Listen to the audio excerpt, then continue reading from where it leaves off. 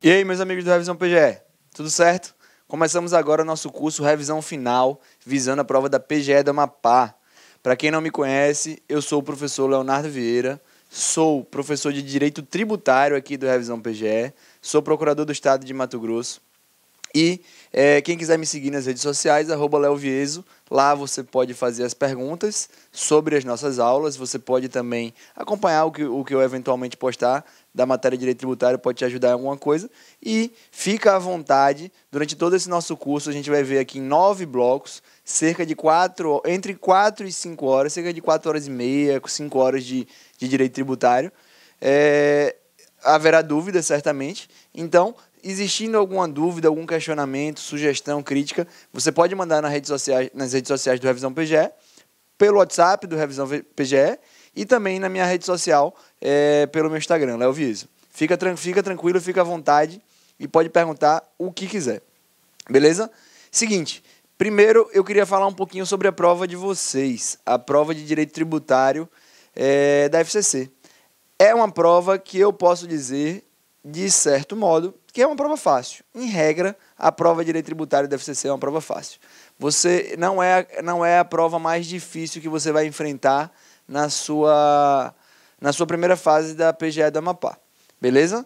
Normalmente, há muita cobrança de aspectos legais, ou seja, você lendo os artigos da Constituição, que trata do Sistema Tributário Nacional, e os artigos do CTN, do 96, 97 em diante, até acabar o CTN. Não lê até o 95, não precisa ler não, tá? Mas depois de 96, lê aqueles artigos do CTN, lê a lei que a gente vai falar hoje nessa aula, que é a Lei de Execução Fiscal, muito importante, e aí vai ter um aspectozinho específico sobre o concurso de vocês que eu vou falar daqui a pouco, que é a previsão em específico, não da matéria Direito Tributário, e sim Direito Tributário e Processo Judicial Tributário. Eu achei muito massa essa forma de nomenclatura do tema, da matéria. Até porque cada vez mais nas provas de Direito Tributário a gente vê muito mais processo judicial tributário do que Direito Tributário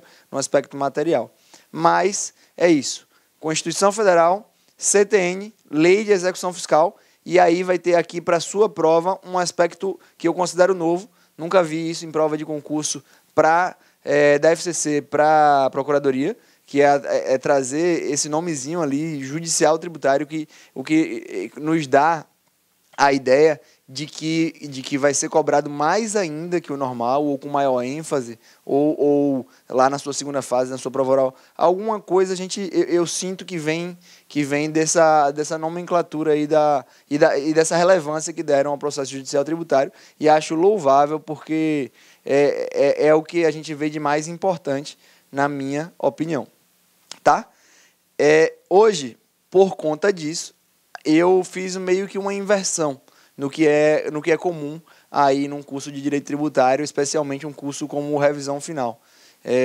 Normalmente a gente começaria ali com os aspectos introdutórios de Direito Tributário, os tributos em espécie, as previsões constitucionais, os princípios, depois a gente trataria das hipóteses das situações previstas no CTN, lançamento, depois de suspensão, extinção, exclusão, e daí a gente ia chegar nas partes de certidões negativas, de fiscalização tributária, e depois aqui a gente ia ver algumas situações relativas ao processo tributário, porque, na verdade, para tratar de processo judicial tributário, presume-se que você tenha o conhecimento sobre direito tributário material. Isso é fato. Mas, para essa prova, eu tenho apostado nisso até em diversas provas, na relevância que a banca tem dado à parte de processo.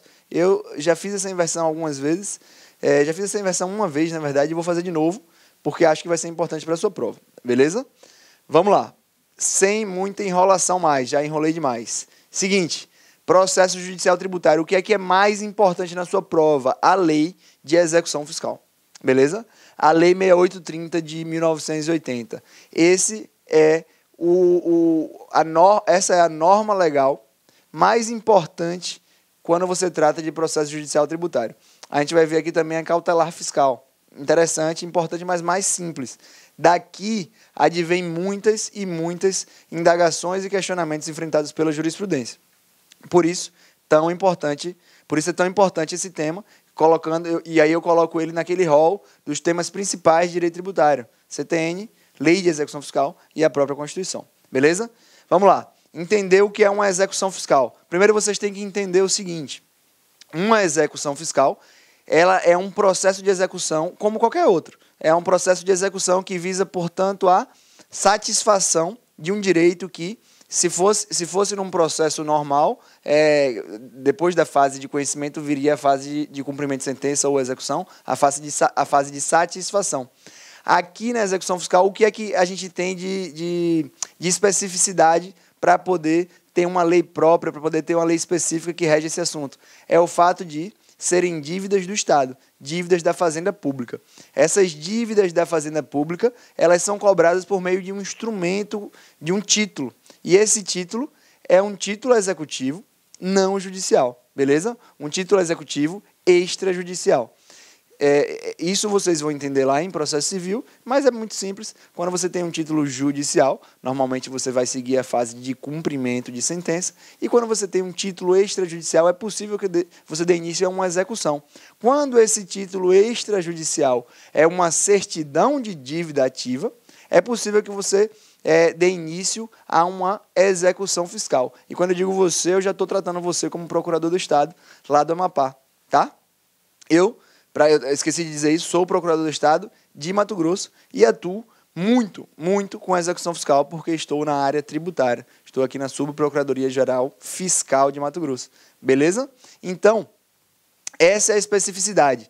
Você tem como um princípio básico do direito a ideia de que quando você tem uma norma especial, você não precisa aplicar a lei geral.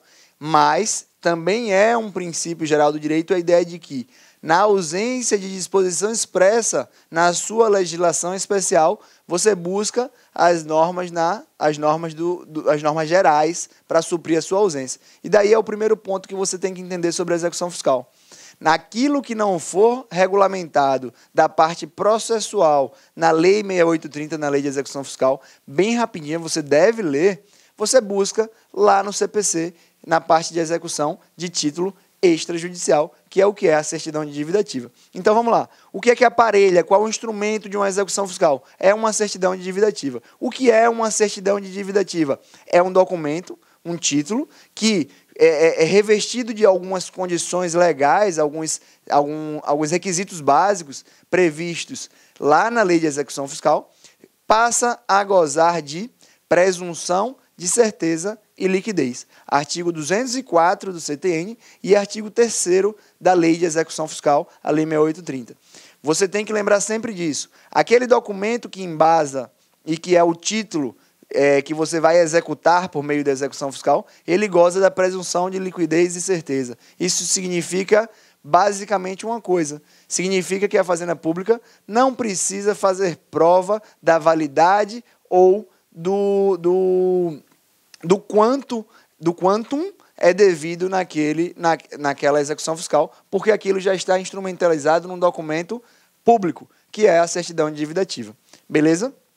Então, a CDA ela goza da presunção de liquidez e certeza, ela é um instrumento pelo qual a Fazenda Pública cobra as suas dívidas. Então, uma dívida de ICMS, uma dívida de PVA, uma dívida de TCMD, uma multa ambiental, e aí vem um ponto que eu quero trazer para vocês aqui de cara, é que a Lei de Execução Fiscal ela visa a tutelar a cobrança da dívida ativa dos estados, municípios, União, Distrito Federal. Mas ela não é uma norma de direito tributário, tá? Muitas vezes a gente confunde. Não é uma norma de direito tributário. A Lei de Execução Fiscal, ela serve também para a cobrança de dívidas não tributárias. Multas ambientais podem ser inscritas em dívida ativa. Sendo elas inscritas em dívida ativa, serão cobradas por meio do processo de execução fiscal. Beleza? Daí você leva mais uma coisa. Seguinte, toda vez que houver uma dívida não tributária, um crédito não tributário, sendo cobrado por meio da Lei de Execução Fiscal, fique atento e não aplique as regras de direito tributário para as normas, para a cobrança dessa dívida não tributária. E isso é óbvio, mas confunde o candidato e confunde até a gente na prática, de tanto que a execução fiscal é conhecida como um meio, um instrumento processual para a cobrança de crédito tributário. Muitas vezes a gente acaba aplicando o CTN para uma dívida não tributária.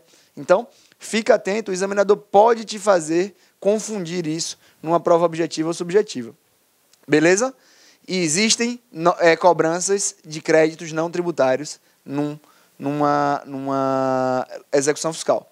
Por que ela goza de presunção de liquidez e certeza, a CDA?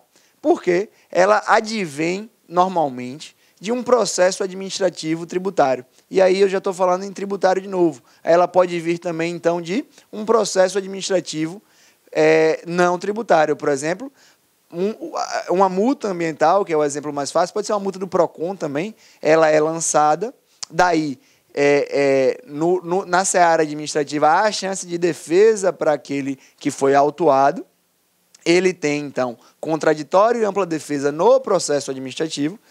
Não se sagrando vencedor na seara administrativa, se constitui definitivamente aquele crédito tributário ou não tributário, e daquilo ali advém o que a gente pode chamar de CDA, que é a concatenação, a aglutinação dos dados daquela dívida para cobrança por meio do processo de execução fiscal. Tranquilo? Então, fica atento. Por que ela goza da presunção de certeza de liquidez? Porque ela vem de um processo administrativo prévio que lhe garante alguns direitos ao contribuinte ou ao devedor, ao executado. Os direitos foram previamente discutidos numa seara administrativa. Tranquilo? Daí vem a primeira pergunta que eu faço a você e que não caiu nas provas recentes, mas vai cair em breve. Vai cair em breve. Vamos torcer para que seja na PGE do Amapá. Se é possível a formação de uma CDA sem um processo administrativo tributário. E aí? Essa é a pergunta que eu trago para vocês. Foi um enfrentamento do STJ em 2013, um pouquinho antigo, e o STJ enfrentou isso da seguinte forma. Não é necessário, eu vou trazer já aqui o julgado, não é necessário e não enseja a nulidade da certidão de dívida ativa a falta de um processo administrativo prévio quando esse tributo seja sujeito ao lançamento de ofício. Eu vou lembrar a vocês um caso bem simples, que é o caso do IPVA. O IPVA ele é um tributo que, em regra, ele é sujeito ao lançamento de ofício.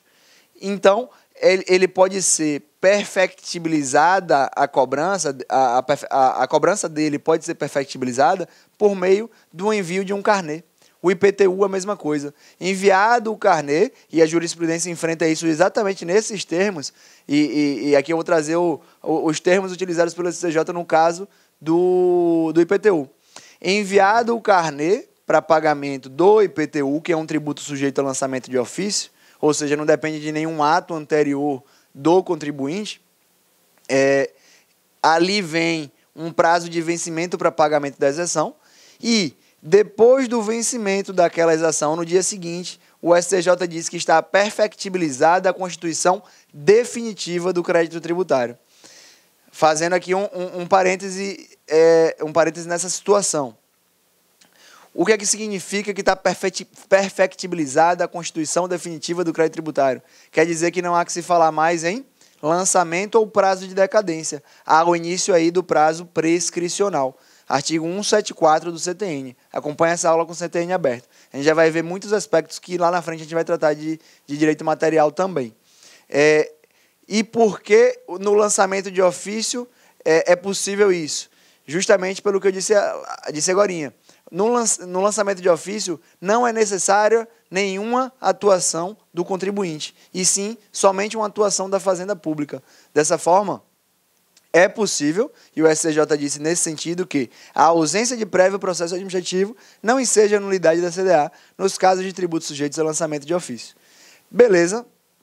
Sobre lançamento, sobre tudo isso, eu quero esclarecer para vocês o seguinte: esse é um curso de véspera, é um curso edital lançado, é um curso curto, tiro curto. Então, eu peço desculpa a você se você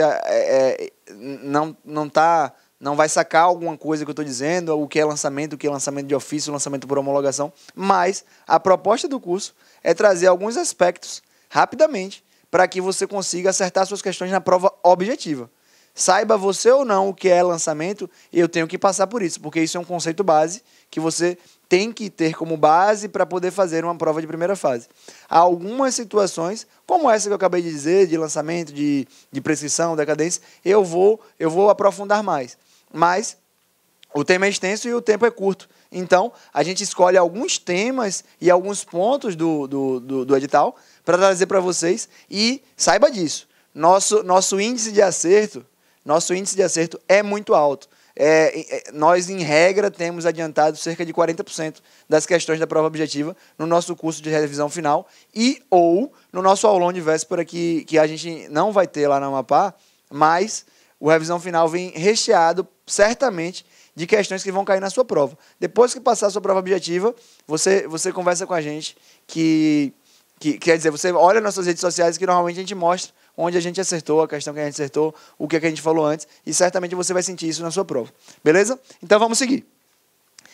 Outra pergunta que se fez e que chegou ao STF, outro questionamento, é se é constitucional o protesto da CDA. Eu expliquei para vocês todo o nascedouro ali da CDA. Ela nasce depois de um processo administrativo, ela existe, e dali a gente vai cobrar, ou seja, vai aparelhar petição inicial com CDA, começamos a execução fiscal. Beleza?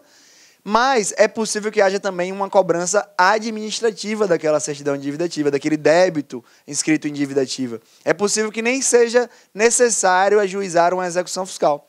E o melhor meio hoje para a cobrança é por meio do protesto da CDA, ou por meio da negativação daquele título nos cadastros privados, SPC Serasa, por exemplo. Certo? Se revela muito mais produtivo, muito mais efetiva a cobrança extrajudicial dessa forma, que é por meio da negativação do devedor, do contribuinte, do executado, nos cadastros de inadimplência, certo? Isso causa uma série de transtornos para o contribuinte na sua vida privada, na forma de exercício das suas atividades financeiras, econômicas, nas suas relações comerciais. Ninguém consegue fazer um financiamento se estiver negativado, ninguém consegue contrair um empréstimo se estiver negativado. Então, o protesto é uma forma muito boa de cobrança de créditos tributários e não tributários. E daí foi possível também que se levasse a protesto as certidões de dívida ativa. E essa discussão chegou ao STF, que definiu que é constitucional o protesto da certidão de dívida ativa. O STF disse que isso não configura uma sanção política, que isso não significa cobrar por outro meio, porque o argumento era esse. O argumento era, o argumento do contribuinte: amigo, seguinte, a Fazenda Pública tem um meio específico de cobrar a certidão de dívida ativa, que é pelas leis de execução fiscal, que já é um pouco complicada para mim, porque o meu prazo é de 5 dias para pagar, eu não tenho prazo para me defender. Lá é um pouco mais rígida a coisa. Existe presunção de certeza e liquidez da CDA.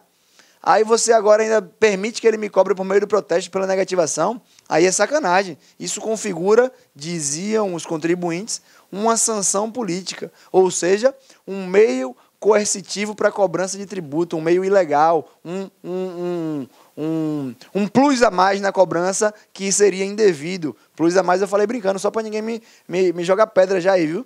Então, o STF disse que não constitui uma sanção política, e isso, trazendo agora nas minhas palavras e não nas palavras da Suprema Corte, a negativação pelo protesto significa aquilo que o protesto de fato é, e nada além disso. É a certificação ou a declaração para quem quiser que saiba, quem quiser saber, melhor dizendo, no mercado privado, de que aquele cara é um devedor.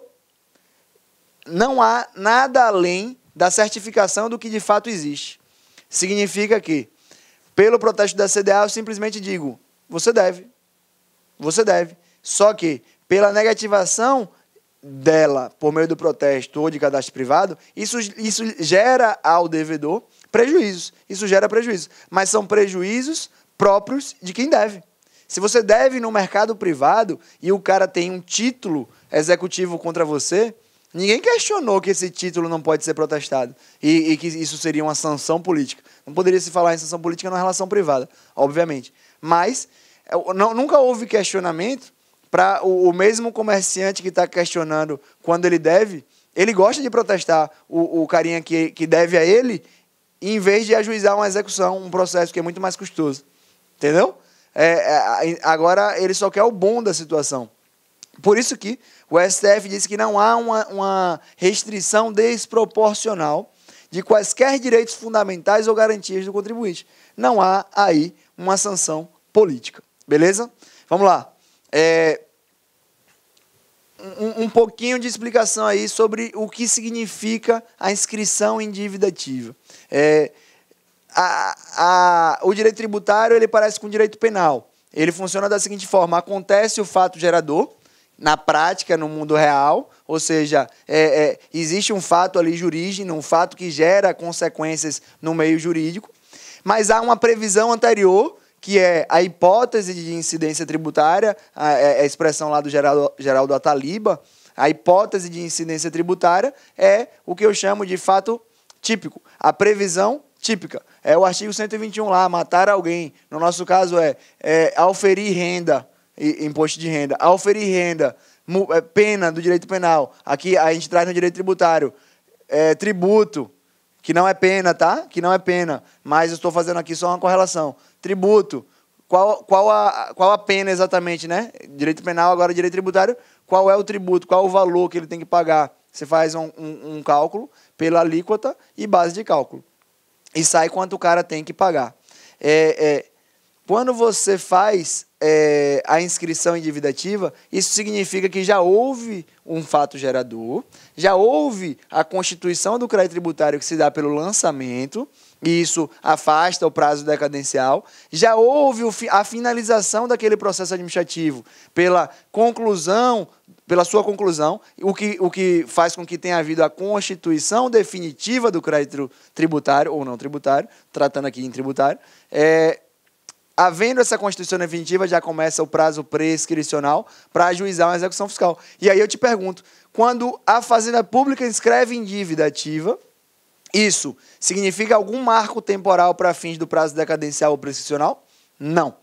Para fins do prazo decadencial, não, porque já houve o lançamento, não temos mais que falar em decadência. Para fins de contagem de prazo prescricional, também não, porque não tem essa previsão no artigo 174 do CTN, que é o que regula os marcos interruptíveis da prescrição. O que interrompe a prescrição é o despacho inicial do juiz na execução fiscal, retroage a data da propositura da ação, conforme a jurisprudência do STJ, por aplicação do Código de Processo Civil. Tranquilo? Leva para você. Inscrição em dívida ativa não suspende, não interrompe, não significa absolutamente nada quanto a créditos tributários. Certo? E aí a pergunta que eu trouxe para você: a inscrição suspende o prazo prescricional? Você já sabe que não. Mas não para créditos tributários. Porque o artigo 2º, parágrafo 3º da Lei de Execução Fiscal, ele diz o seguinte: ele diz que a inscrição, que se constitui no ato de controle administrativo da legalidade da existência daquele débito, ela será feita pelo órgão competente para apurar liquidez e certeza. Beleza? E aí vem um ponto que interessa. Suspenderá a prescrição para todos os efeitos de direito por 180 dias ou até a distribuição da execução fiscal, se esta ocorrer antes de findo aquele prazo. Beleza? O que é que se enfrentou sobre isso? A lei de execução fiscal, essa suspensão da prescrição se aplica a crédito tributário? Não. A lei de execução fiscal trata tanto de crédito tributário quanto não tributário e para definição de critérios de interrupção, suspensão, qualquer coisa que se refira à prescrição e decadência tributárias, a Constituição Federal exige lei complementar, certo? A lei de execução fiscal não é uma lei complementar. O CTN foi recepcionado como uma lei complementar, então por isso ele pode falar em prescrição, em prescrição e decadência. E ele não traz isso aqui como uma hipótese de suspensão. Daí que o artigo, como está vigente, ele vale para alguma coisa? Vale. Para os créditos não tributários. Créditos não tributários, com o momento da inscrição endividativa, há a suspensão por 180 dias desse prazo prescricional. Tranquilo? Agora vamos tratar de mais uma coisa. Já falamos aqui nessa suspensão, está tudo pronto. Vamos entrar com essa execução fiscal. Há alguns requisitos que a jurisprudência enfrentou do STJ e sumulou. Jurisprudência nova. Veja que as súmulas são a 558 e 559. São uma das últimas súmulas lá do STJ atualmente. A 558 fala que a petição inicial de uma execução fiscal, ela não pode ser indeferida pela falta de RG e CPF. RG, CPF ou CNPJ da parte executada. Ela não pode ser indeferida por isso. Isso porque não é um requisito do artigo 6º da Lei de Execução Fiscal. Vai lá que você vai sacar o que eu estou dizendo. Fala também que é desnecessária a instrução da petição inicial com um demonstrativo de cálculo do débito. Óbvio que é necessário você informar o que você está cobrando, mas o demonstrativo pormenorizado do débito não é um requisito essencial que permita, na sua ausência, o indeferimento da petição inicial da execução fiscal. Tranquilo? E o STJ ainda disse que não é necessário, não é um requisito do termo de inscrição, a indicação do período de apuração das infrações. Eu, pessoalmente, acho uma extrema sacanagem o cara não saber pela certidão endividativa nem o período das suas infrações para ele poder, pelo menos, fazer uma análise ali de prescrição e decadência ou saber o que estão cobrando dele. Mas, julgado do STJ é bom para a Fazenda Pública, então vamos em frente. Pega para você e vamos embora. Tranquilo? Na CDA, vem como parte executada, como devedor, a pessoa jurídica ou a pessoa física devedora. Normalmente, é pessoa jurídica quando a gente trata aqui de ICMS, que vai ser o tributo que a gente vai mais tratar durante o nosso curso. Tá? É possível que o nome do sócio venha na CDA? E aí? É possível, tá? É possível que venha, porque aí eu quero que você vá no CTN e olhe lá o artigo 135. O artigo 135, inciso 3 do CTN, é o mais importante sobre responsabilidade tributária, que você conhece também. E ele fala que pode ser responsável tributário basicamente os sócios, os diretores, os gestores de uma sociedade empresária, desde que eles ajam na gestão daquela sociedade empresária com infração à lei, estatutos, contrato social ou excesso de poderes. Se eles agirem dessa forma, entende-se que eles agiram contra a própria vontade da pessoa jurídica e lhe causando mal. E se causou mal à pessoa jurídica, que é aquele ente despersonalizado ali, que não vive, a gente não toca, não é palpável, ele funciona com base na vontade humana, que o rege, que toma suas decisões, nesse caso, pode-se cobrar também daquele sócio e ele será um responsável solidário pelo débito. E aí vem um grande detalhe. Essas situações elas podem ser identificadas no curso de uma execução fiscal. Você identifica uma fraude, um excesso de poder, uma dissolução irregular, que significa uma infração à lei de uma empresa, e daí isso permite o redirecionamento da execução fiscal contra os sócios. Vamos tratar daqui a pouco, súmula 435 do STJ. E aí a pergunta que eu faço e é importante para você é isso aqui, ó. Se é possível que o nome do sócio já venha na CDA. É possível que, no processo administrativo e no momento do lançamento, a autoridade fiscal, a autoridade que constitui o crédito, que faz o lançamento, que autua, ela já note, ela já perceba, ela já verifique a presença de requisitos, de indícios, de provas de que houve algum tipo de infração à lei, contrato social, estatutos ou excesso de poderes. Nessa situação, ela já responsabiliza solidariamente o sócio, o seu gestor, o seu diretor, o seu preposto, qualquer pessoa que estiver ali prevista no 135. Então, é possível que a Fazenda Pública coloque na CDA já o nome do sócio como um responsável tributário. Beleza? Um responsável solidário por aquele débito tributário. Daí surge uma situação específica, que é de quem é o ônus da prova da demonstração da responsabilidade tributária. Se há o nome do sócio na CDA, que goza, a gente sabe lá, de presunção de certeza e liquidez, esse ônus da responsabilidade de demonstrar o ônus da prova da sua responsabilidade tributária é da Fazenda Pública. Melhor dizendo, se o nome não está na CDA, o ônus é da Fazenda Pública, de demonstrar que houve os requisitos do artigo 135, tá? Mas, se o nome do sócio está na CDA, que goza de presunção de liquidez e certeza, presume-se que já houve essa demonstração da existência daqueles requisitos que autorizam a Fazenda Pública a redirecionar a execução fiscal contra aquele sócio. Então, nessas situações em que o nome do sócio já está na CDA, é ônus dele demonstrar que não é responsável tributário. Entendeu? É ônus do devedor, do sócio, da pessoa física, demonstrar que não agiu conforme as situações previstas lá no artigo 135 do CTN. Tá bom? Sobre isso ainda, em que situação mais clara a gente pode identificar uma autorização para redirecionamento da execução fiscal? O exemplo mais claro, o exemplo típico, é o caso em que a pessoa jurídica deixa de funcionar no seu domicílio fiscal. Em regra, as legislações dos estados, dos municípios, as legislações da Fazenda Pública, elas colocam como um ônus do contribuinte sempre informar o seu domicílio fiscal, que você sabe é, em regra, domicílio por eleição. Em primeiro lugar, é a opção do próprio cara, o domicílio dele. A Fazenda Pública não diz onde ele está domiciliado. Em regra, como primeira opção, ele que diz qual é o domicílio dele. Daí, o STJ sumulou o entendimento no sentido que eu acabei de dizer para vocês, que indo, por exemplo, um oficial de justiça citar determinada pessoa e verificando que ela já não mais existe no seu endereço cadastrado junto ao fisco, é possível, só por isso, que se redirecione a execução fiscal contra os sócios, porque o encerramento das atividades de uma empresa naquele endereço em que ela estava registrado constitui uma infração à lei. E por que constitui uma infração à lei? Porque, no final das contas, isso dificulta ou impede a atividade de fiscalização tributária. Por isso que essa é uma norma legal, uma norma boa, entendeu? Ela parece sacanagem quando você lê, mas não é. Não é. Como é que o fisco pode te fiscalizar se ele não sabe nem onde você está? E se você, com um ônus legal de informar eventuais mudanças, não informa. Tá bom? É por isso.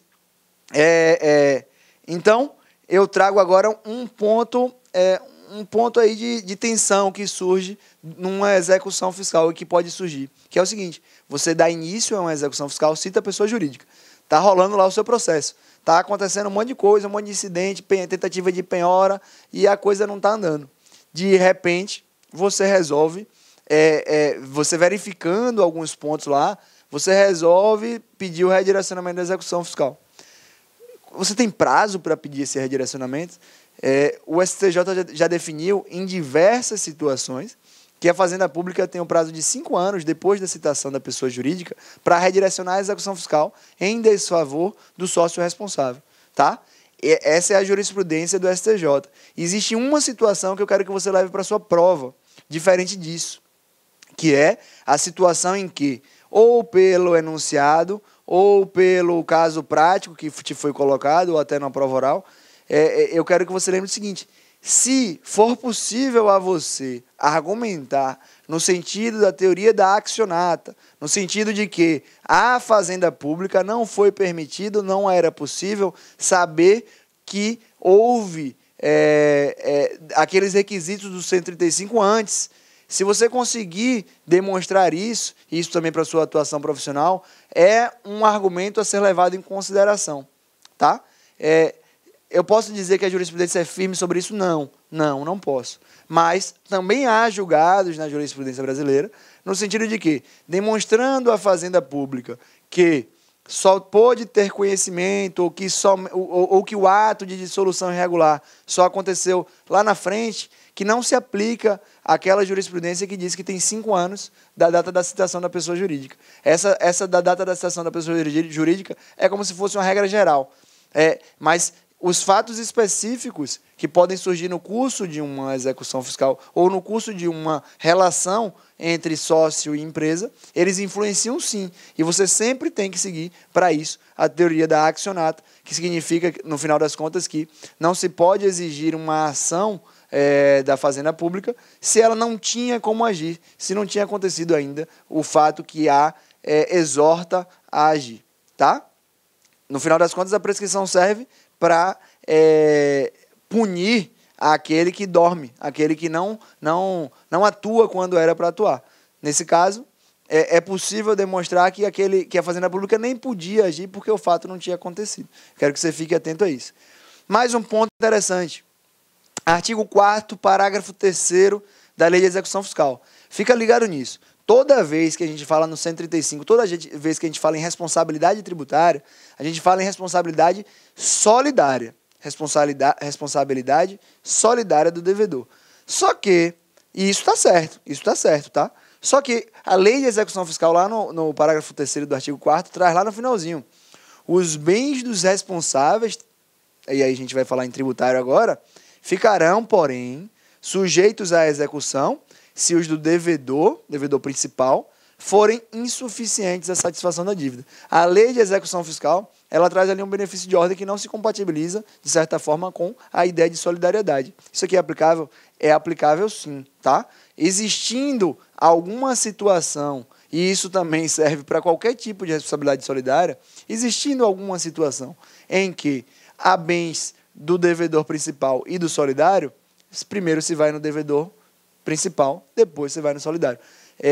Agora, isso não significa que primeiro a Fazenda Pública deveria esgotar as formas de investigação patrimonial ou de tentativa de constrição patrimonial na pessoa jurídica principal para depois só ir ao sócio, porque aí seria um caso de responsabilidade subsidiária. Não. O que esse artigo, no final das contas, pode dizer, sendo legítimo, é que, havendo o bem de todo mundo, primeiro você vai no devedor principal, só depois é que você vai no do devedor solidário, caso exista bem de todo mundo, o que a gente nunca vai ver na execução fiscal. Beleza? E aí, eu trago um ponto legal também, súmula 435. Falei ali muito em uma situação tributária, só que esse artigo, aquela súmula, aquele entendimento, também se aplica para dívidas não tributárias. O STJ decidiu, em sede de recurso repetitivo, lá em 2014, que quando a sociedade empresária for dissolvida irregularmente, também é possível o redirecionamento para a cobrança dos seus sócios como responsáveis solidários, mesmo que a dívida seja não tributária. Isso advém de uma previsão da Lei de Sociedades Anônimas, em que se diz que também é um ônus legal dos sócios de pessoas jurídicas informar eventuais mudanças de domicílio ao fisco. Daí se considera também que há uma infração que permite que o sócio seja colocado na condição de responsável tributário. Beleza? Gente, nosso primeiro bloco de aula fica por aqui. A gente vai continuar com o processo judicial tributário. A gente vai ver 2 blocos só sobre a execução fiscal. Certamente vamos acertar algumas questões na sua prova de primeira fase. Espero que tenha curtido. Vamos junto, sangue no olho, estuda, foca e tamo junto.